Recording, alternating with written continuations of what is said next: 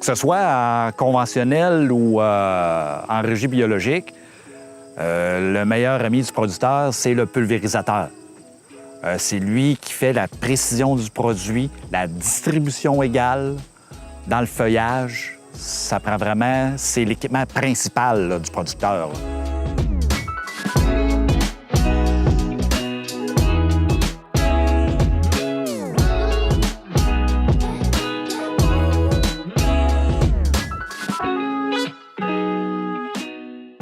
Quand on parle de production fruitière intégrée, puis on choisit des matières actives qui sont plus douces pour l'environnement, la méthode d'application, elle, n'a jamais fait l'objet de toute notre attention. Maintenant, on est rendu là, il faut un équipement qui est adapté à nos nouveaux vergers, qui nous permet d'appliquer juste ce qui est nécessaire et pas plus.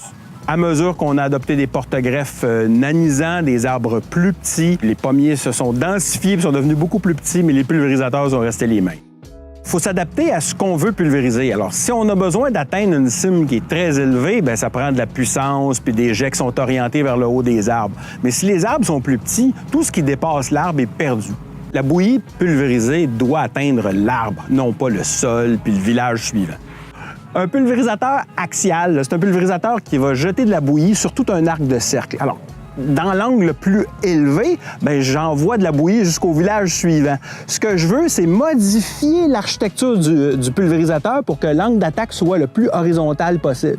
Puis là, à ce moment-là, la bouillie va rester, elle n'ira pas trop haut. Puis ensuite, on va réduire la quantité d'air qui est soufflée pour que la bouillie reste dans la rangée. Elle n'est pas plus loin que la rangée. Si on faisait une colonne des avantages et des inconvénients des petites gouttelettes puis des méthodes traditionnelles, les petites gouttelettes, elles peuvent dériver. Si on maîtrise la quantité d'air soufflé, là, on augmente notre couverture avec les petites gouttelettes. Si on applique moins de bouillie à l'hectare, ça prend moins de temps à remplir. L'énergie utilisée pour souffler la bouillie est moindre. La liste des avantages est longue, puis il y avait seulement un des avantages potentiels, mais c'est la clé. Il faut maîtriser la quantité d'air soufflé pour ne pas avoir de dérive. Alors, une fois qu'on a maîtrisé la quantité d'air qu'on souffle, bien là, on pouvait revenir aux petites gouttelettes et tous les avantages des petites gouttelettes.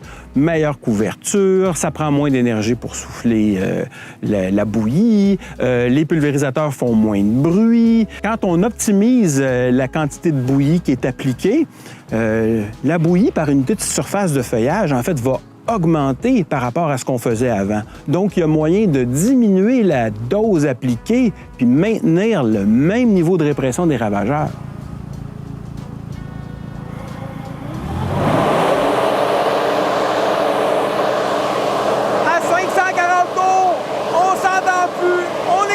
De parler, on entend le pulvérisateur jusqu'au troisième voisin.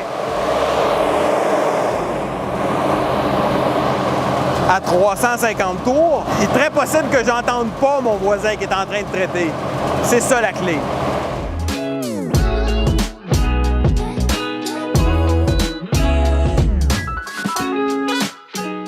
On est toujours prêt à chercher des solutions pour réduire les pesticides, l'utilisation, la dérive, augmenter l'efficacité de l'utilisation des pesticides. Appliquer des pesticides, c'est pas notre passe-temps préféré, mais malheureusement, on passe pratiquement plus d'heures qu'avant, même en mettant moins de pesticides, parce qu'on est plus ciblé maintenant.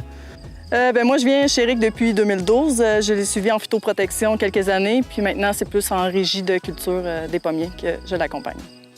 Bien, les avantages de ce pulvérisateur-là, c'est de gagner du temps. Deuxième avantage, c'est aussi de permettre une couverture beaucoup plus uniforme, réduire la perte de pesticides dans l'environnement. On va vraiment traiter l'arbre en question quand c'est bien aussi calibré.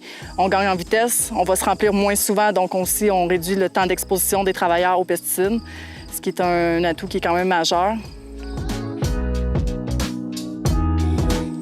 C'est certain qu'un pulvérisateur avec le débit d'air optimisé, avec une tour qui lance vraiment la bouillie à la bonne place, comparativement à un axial qui, lui, va autant en haut presque que les côtés. Toute la bouillie qui n'est pas utilisée, qui dérive, on peut l'utiliser directement dans les arbres. Bon, on a avancement plus rapide égale économie de fuel, économie de temps. On sait que des fois, au printemps, pour la tavelure, on est coincé entre deux averses. Moi, dans mon cas, j'ai regagné presque entre 25 et 30 de temps. Il y a aussi la réduction de la bouillie.